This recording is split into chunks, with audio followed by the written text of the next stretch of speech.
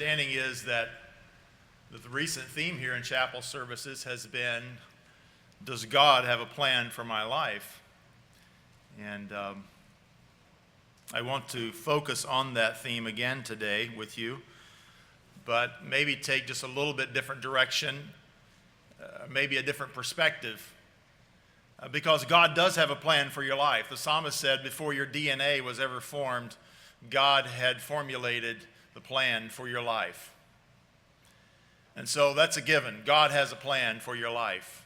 And I know sometimes it's difficult to find out maybe what that plan is for your life. But let me share something with you in introductory statements that I think will be a help to all of us in discovering what God's will is.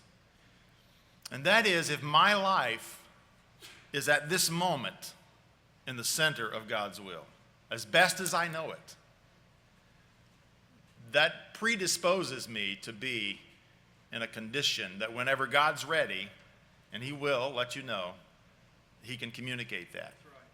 But if I'm not where God wants me to be, God's will be a vague, nebulous concept for me many times.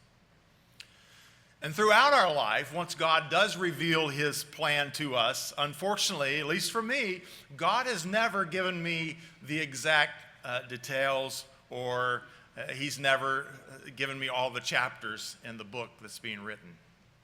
He never has, and I'm guessing for you as well. So there are times when we find ourselves at a crossroads,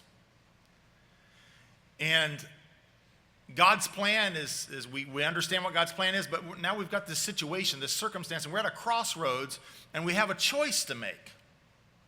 And the choices we make at the crossroads of life are going to determine whether I and you fulfill God's plan and purpose for my life. As I thought about that, my mind was instantly drawn, really almost instantly drawn to Genesis chapter 39. I actually shared this material some years ago. Probably some of you were maybe still in junior high school, probably, maybe elementary school. But so you weren't here, so you don't remember it. But the life of Joseph is an incredible life, because Joseph had dreams. Joseph discovered early. He didn't know all the details, but he knew that God had a plan for his life. And yet, he found himself many times in the narrative at crossroads. But Joseph made choices, and I just want to, kind of a narrative-style sermon, picking up here in Genesis 39 and working our way as far as we can, or wherever we feel like maybe the Lord wants us to stop at before lunch. I'm pretty sure the Lord would want us to stop before lunch, aren't you? I just feel it. Not in my heart, but I feel it. Genesis chapter 39, verse 1. And what has happened here is Joseph, in the earlier context, has gone out to search for his brothers and make sure they're okay. They capture him, throw him in a pit, later sell him to a trade caravan that's traveling toward Egypt. And Joseph, this man, the young man who believes that God has a plan for his life, is now stumbling along, tethered to a slave chain, wandering through the blinding sun of Egypt's deserts, and his destination is not a pinnacle of greatness now. It's the public humility of perhaps a slave auction. Genesis 39 verse 1 said, Joseph was brought down to Egypt, and Potiphar, an officer of Pharaoh, the captain of the guard, an Egyptian, bought Joseph of the hands of the Ishmaelites. Joseph, unable to escape the leash of slavery, is now dragged to Egypt, and he becomes the personal property of a man named Potiphar. And as Joseph settles into the life of an Egyptian slave, the question that he must answer is, were my original dreams, was all of this that I used to think of, that God had this great plan for my life, was all of that just ambition? Was that youthful ideologies? What was that? See, when God's plan for our life is challenged by life taking a detour that we don't anticipate, it calls into question, did I really know God's plan?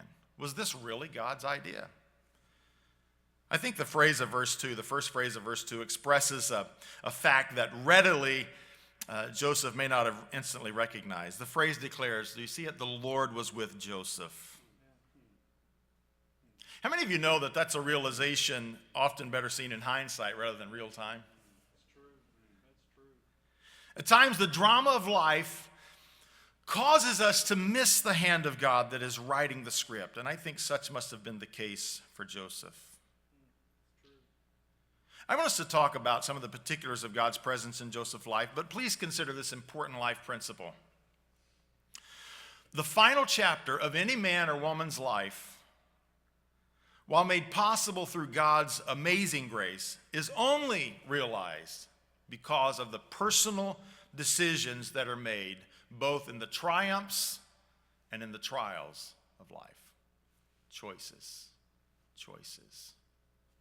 See, the measure of a life is not the result of the opportunities or the obstacles that have been encountered along the way. Rather, it is the result of an individual's choice as to how these opportunities or obstacles are faced. I saw a post this morning from Kim Dotson Walker, who is a fellow classmate of mine. It was good. She said, no, your hurt may not have been your fault, but your healing is your responsibility. Think about that.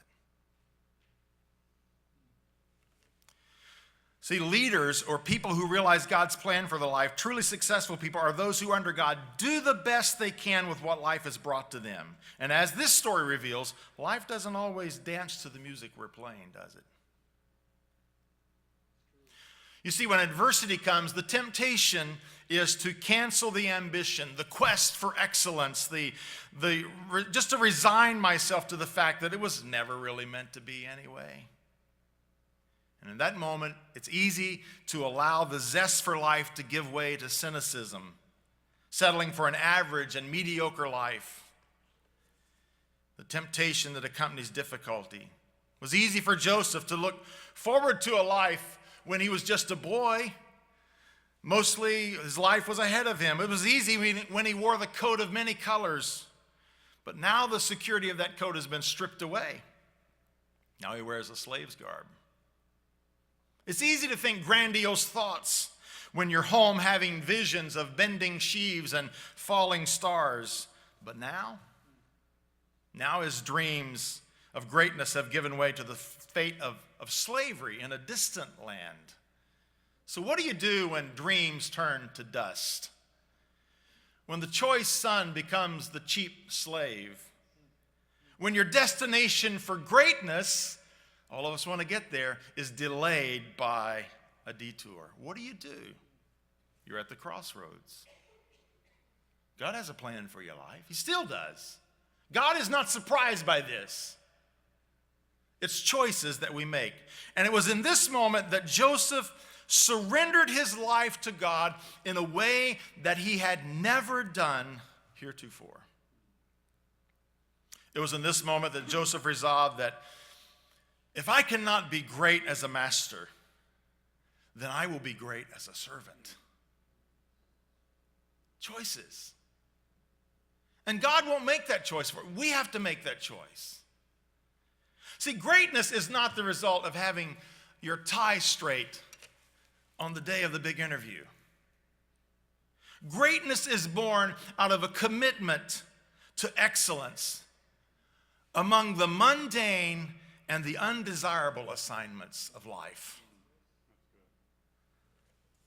And Joseph resigns himself. Well, maybe that's not the word.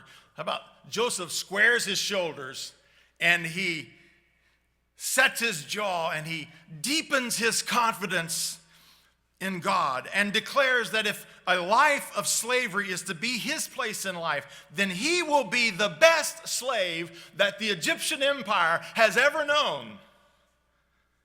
And if he had not, this story would not be a part of the biblical narrative. he would have died a nameless slave in Egypt. But when he stood at the crossroads, he made a choice. And because of that choice, we're not surprised to read verse 2. The Lord was with Joseph, and he was a prosperous man. This becomes obvious when we read on and discover verse 3. Joseph's master, Potiphar, saw that the Lord was with Joseph. And again in verse 3, and the Lord made all that Joseph did to prosper. And Joseph found grace in Potiphar's sight, and look at this, he served Potiphar. As I read these few verses, I read the words of verse 4. Joseph served Potiphar. That caught my attention, so I dug a little deeper. The Hebrew word is found only twice. The Hebrew word for serve there is found only twice in the entire book of Genesis, and both times it's in reference to Joseph's life. Here in verse 3, it's a reference to the way that Joseph meets his assigned duties in Potiphar's house. Joseph found grace in Potiphar's sight, and he served Shawrath Potiphar. The next time this Hebrew word is used is in the book of Exodus. Exodus 24, verse 13, where it is used in reference to Joshua. And the verse reads, and Moses rose up, and his minister, or Shawrath, Joshua. Do you see that? Joshua was to Moses what Joseph was to Pharaoh. Now, Joshua is like being the vice president, right? It's like he may already know that he's going to be the handpicked, chosen successor to the great leader Moses. So you can kind of understand the motivation for serving, right? In that capacity. Joshua labored to make life easier for Moses. He was his Shawrath, his minister. But Joseph found grace in Potiphar's sight, and he was his minister. And what I'm after here is, when the assignment is one that serves my interest, when the responsibility is such that if I do well, my efforts will be applauded, my position promoted, the natural tendency is to give it my best. But everybody knows, everybody knows that serving and menial work for a common slave is not rewarded, it's expected. And if a slave approaches his work carelessly, then he risks being beaten. But if he applies himself and he excels, the result is, well, maybe he's not beaten. But advancement and promotion, that's seldom the goal of the common slave. Death is the only change in career on the Facebook status for a slave. Joseph is aware of this. And yet, his 90-day job evaluation reads as follows. Joseph Shawrath, his master, Potiphar. See, greatness is not the result of having the tie straight on the day of the big interview. Greatness is born out of a commitment to excellence and choosing rightly among the mundane and the undesirable assignments of life. And make no mistake about it, my friends, your plan, as is the case in God's plan for my life, God's plan for your life, it will have some mundane, monotonous times. Well, the result is verse 4. It's the unheard of among most slaves. Promotion and advancement. And Potiphar made Joseph the overseer of his house. And all that Potiphar had, he put into Joseph's hand. Love that. While you're noticing verse 4, let's read the narrative of verses 5 and 6.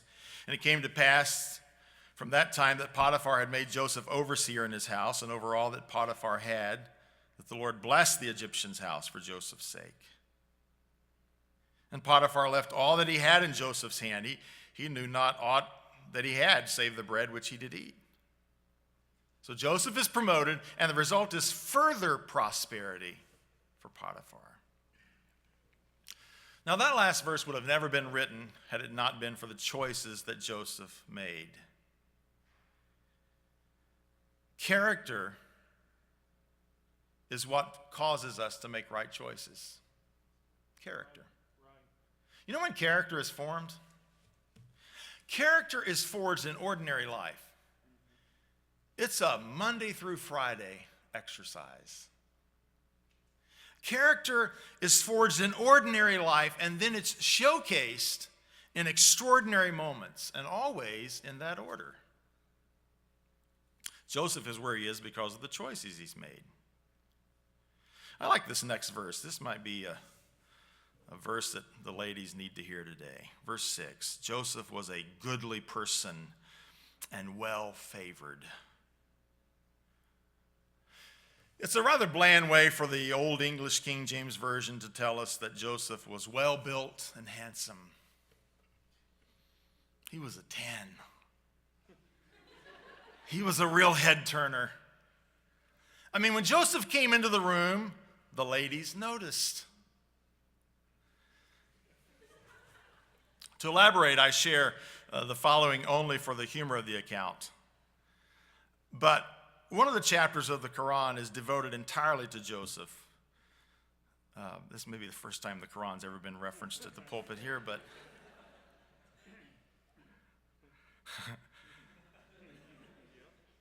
it represents Joseph as being this perfect beauty, as the most accomplished of all mortals. And it also gives Potiphar's wife's name as being Zuleika. From the account, it seems that the adulterous attempt of Zuleika was known to the ladies of the Egyptian court, and the ladies of society had formed a bad opinion of Zuleika. So in an attempt to excuse herself, Mrs. Potiphar, or Zuleika, invited 40 ladies from Egyptians' who's who to dine with her. So when the ladies arrive, this is all according to this reference to the Quran's interpretation of a story here. When these ladies arrived to dine with her, she put knives in their hands and she gave them oranges to cut. And then she ordered Joseph to come into the room. And when the ladies saw Joseph, the account reads, they were so struck with admiration that instead of cutting the oranges, they cut their hands to pieces, crying out, "Oh God, this is not a human being. This is none other than a glorious angel."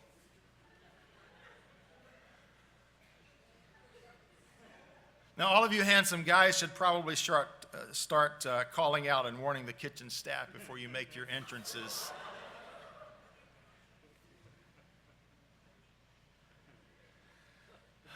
Adam Clark, a little more in our league,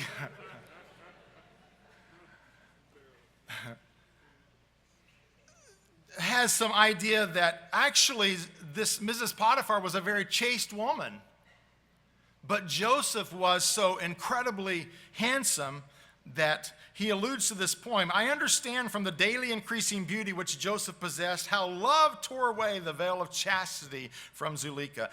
I tell you, all of that to say, Joseph was. And then the King James has the audacity to translate verse 6, Joseph was a goodly person and well-favored. But here's what happens. And I'm going to end with this. I could go a lot of places further in Joseph's story, but